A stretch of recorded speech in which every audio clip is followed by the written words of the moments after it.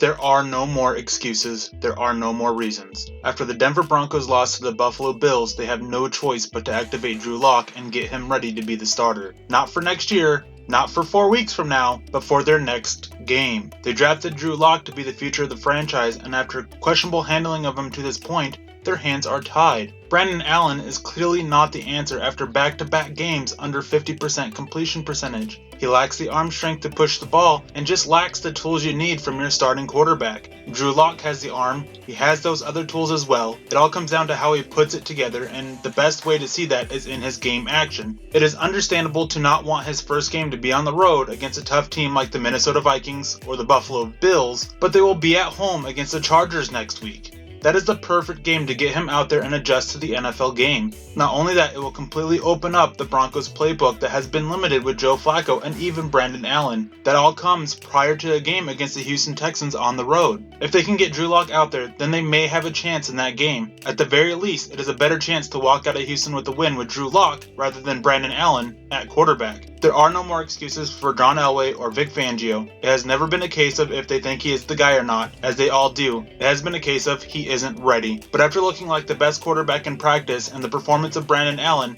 they can't keep Lock from being the starter any longer. Mr. Elway, Mr. Fangio, it is past time for you to see what you have in Drew Lock. You have nothing to fall back on. No more coach speak to excuse your mishandling of the young quarterback. It's time.